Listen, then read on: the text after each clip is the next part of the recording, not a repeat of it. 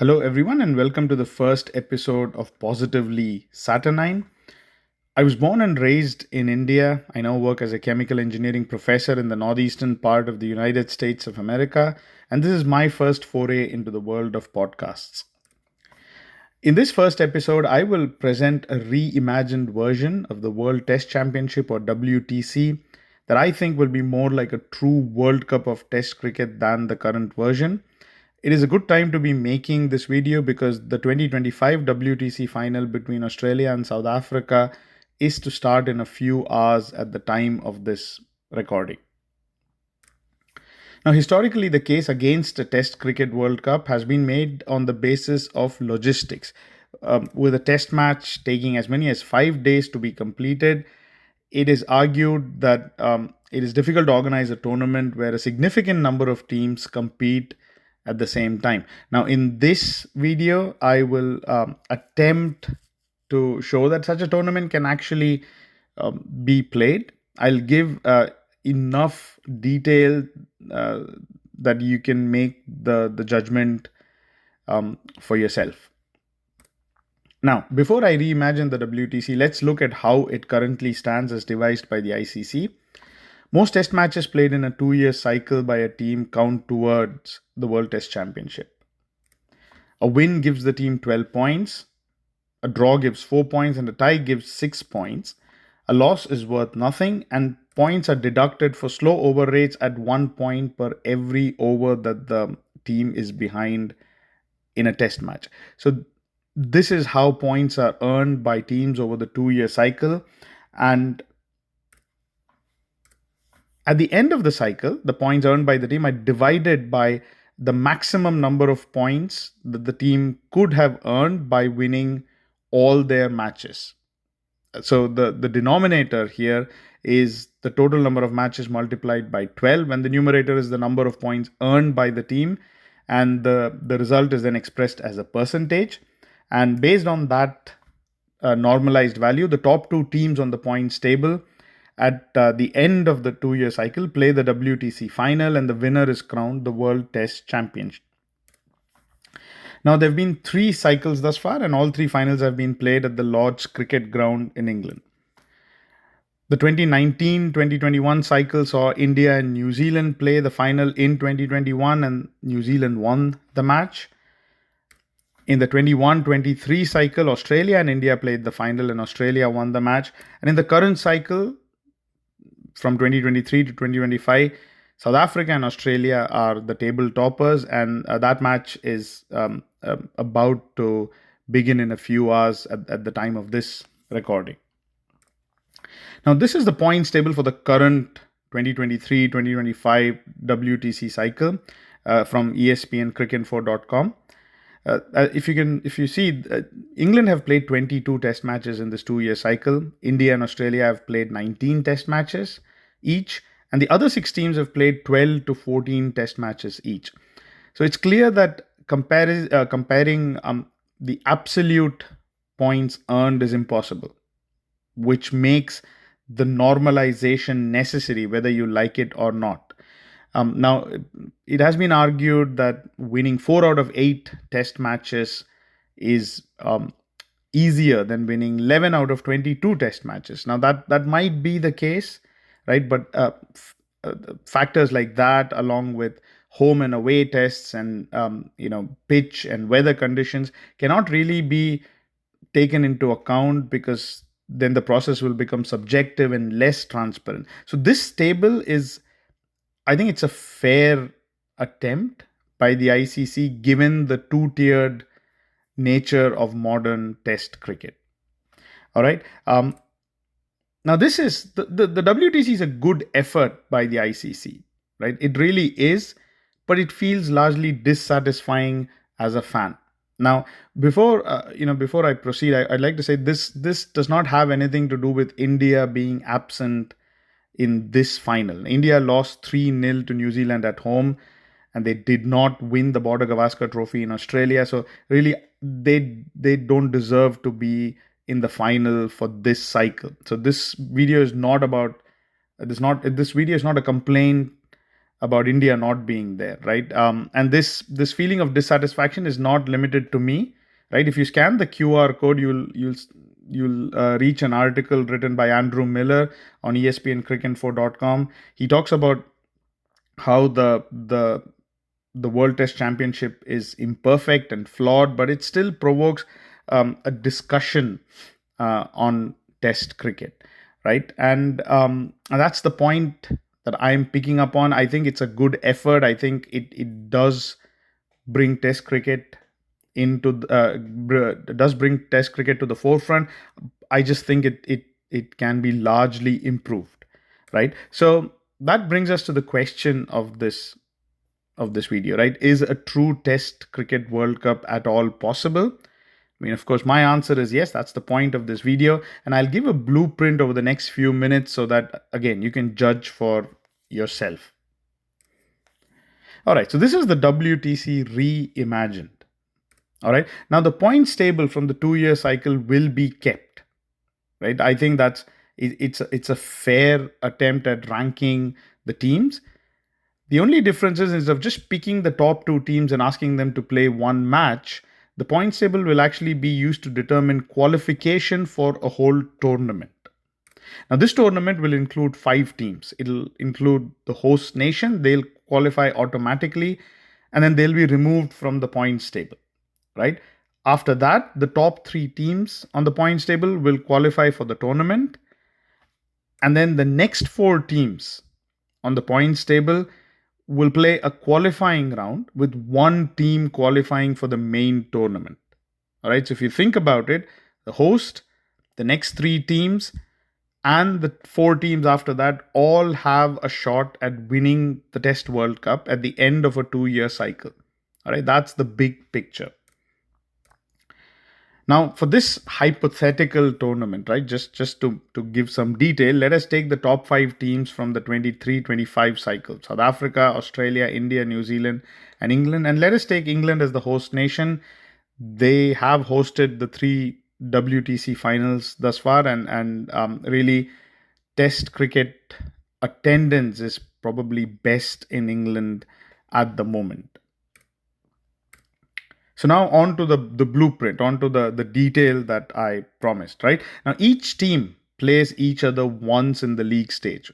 With a total of 5 teams, that means each team plays 4 test matches, right? Now 2 of those test matches will be day matches and 2 of them will be day-night matches. Same deal as the points table. The win will be worth 12 points, a tie will be worth 6 points, a draw will be worth 4 points, and a loss will be worth nothing. Now, at the end of the league stage, right, the top 2 teams play the final. If 2 teams are tied for second place, we see who won the match between them. And if that match was a draw or a tie, net run rate will decide the second finalist. Now, thus far, net run rate has only been used for one-day internationals and T20s. But really, the way Test cricket has been played over the last 5 years or so, net run rate is a reasonable parameter to be brought into test matches. It also means that in a hypothetical scenario, right, a team chasing 500 will benefit from getting as close to the target as possible, right? So even if they're playing for a draw, they would like to get as close to 500 as possible to get ahead or to get a better deal on the net run rate. So it would make the cricket more aggressive and more entertaining. And again, that's the trend in test matches over the last few years anyway. All right, so this is where the logistics come into the question, right? So one day match and one day night match will be played simultaneously, which means they'll start on the same day, right? Which is important for broadcasters because there will be an overlap between the day and the day night match, but you will have independent viewership for both matches, and there won't be too much time lost when the 2 matches overlap. There'll be 4 days between one set of matches and next, so that's the number of rest days. So these matches will be back to back. Now I've chosen 4 grounds. Oval, Old Trafford, Headingley, and Edgbaston for the league stage, and of course the final will be played at Lord's. Now, this here is the crux of this idea, right? That you can feel free to pause the video and take a look at this table closely to see if it works for you. So I have chosen 9th July to 27th August, which is the the big part of the English cricket season. And if you can see, the first set of matches in my schedule is Australia versus South Africa. That's the day match. And England versus India. That's the day-night match. New Zealand sit out the first set. And after 4 days, the next set starts. And in the next set, England sit out. And, the third set, India sit out. And the other 4 teams play. Australia don't feature in the 4th set, and then South Africa don't feature in the 5th set, right? So these are 5 sets of 2 matches each. So a total of 10 matches, followed by the final match, which is a final day match at Lord's. And then that ends on that will end on 27th August, and 28th and 29th August will be reserved days for the final if needed, right? So this here is my argument that the tournament can actually work. Now, the question will be, will the proposed tournament be too long?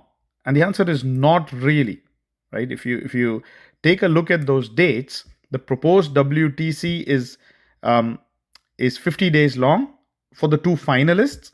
It's only 41 days long for the other 3 teams. Now, if you look at the tournament series that I've given here, the ODI World Cup in 2023 was 46 days long. Ashes 2023 was 46 days long. The Border Gavaskar Trophy that just concluded was 47 days long. And the Anderson Tendulkar Trophy that's coming up between India and England will be 46 days long. So if you look at it, the proposed tournament is well within that range. It's a little longer for the 2 finalists who will play 5 matches, but it's a little shorter for the other 3 teams that will only play 4 matches, right? So this here shows that the tournament is possible if the teams can find a place in the calendar, just like they would for an ODI World Cup. All right. So with the next question would be, will the proposed tournament be hectic with back-to-back test matches? And the answer to that question is yes, it will be. Right now, each team could be allowed a squad of 21 players to manage that hectic nature, and replacements could be allowed for injuries, right? And honestly, teams will have to manage workloads, right? And that's already happening. I mean, Jasprit Bumrah is slated to play only 3 out of 5 test matches in the upcoming series between India and England. So teams are already doing that, except they will now have to do this as a strategy in a big tournament. And if for those of you who are familiar with baseball, in a 5 or 7 game baseball series, pitchers are or the equivalent of bowlers in baseball. They're rotated. So the player who pitches for game 1 doesn't pitch for game 2, right? So they actually manage the pitchers, and the opposition also looks at how the pitchers are rotated, and they plan their strategy accordingly. So teams will have to manage workloads, and that's already happening. All right. So now the other question: will England have a home advantage? Yes, to a certain extent, but that's true of any ODI or T20 World Cup, right? But just like any ODI or T20 World Cup, the advantage will be tempered because of the schedule and because of the nature of a world tournament. In any case, if this works, the tournament can move to the Indian subcontinent, and then Australia and New Zealand and South Africa in subsequent cycles, to spread out the home advantage and to keep things fresh. It'll be nice to see this proposed tournament be played in different conditions, every 2 or 3 years. Now we come to the qualifying round, right? This will be played by teams ranked 4 through 7. Of course, after the host nation has been removed from the points table at the end of the 2-year cycle. Now, this is what I have proposed, right? It's a short qualifying round, 3 matches. The first match is team number 4 versus team number 7. The second match is team number 5 versus team number 6, and the third match is the winner of those two, the winners of the two matches. And of course, the team that wins match number 3 progresses to the main tournament. In my plan, matches 1 and 2 will be played simultaneously, and match 3 will be played after 4 days. So the qualifying round will take 14 days in all, right? That's just it, just 14 days to decide the fifth team to join the main tournament. Now, if one of these matches ends in a draw or tie, then net run rate will decide who the winner of the match is. Now, this qualifying round could be played just before the main tournament, in which case there'll be greater interest. Of course, the only snag there will be the team that qualifies for the main tournament will see their overall presence go from either 55 days to 64 days if they qualify for the final. So the tournament will be longer for the team that qualifies through this qualifying round. But again, the interest will be greater. On the other hand, this qualifying round could be played, say, a month earlier in England, or it could be played 3 months earlier in England or in some other country. So there are options to slot this qualifying round in, but that's that it depends on the buy-in from players and the different boards. But anyway, with this proposed tournament, 8 teams will have a shot at winning the Test World Cup at the end of a 2-year cycle, which makes it a lot more equitable than just picking two teams from the picking the top two teams from the points table and then asking them to play one match. All right, so that was my proposed reimagination of the World Test Championship. In closing, I would like to say that the Test Cricket World Cup that I proposed is possible, and it'll be great fun. It'll be interesting. But of course, I'm a fan. I'm not a player. I'm not an administrator. I'm not a broadcaster or a commentator or an analyst. So this is just a fan's opinion, right? And for the idea to be a reality, it really has to be picked up by people with actual influence and stature in the world of cricket. Now, that could be current captains, former players, administrators, commentators, etc. Until then, this is just a nice idea. Anyway, so that was the first episode of Positively Saturnine, and do let me know your comments, agreements, disagreements in the comments section. Well, so I hope to hear from people. So goodbye and take care.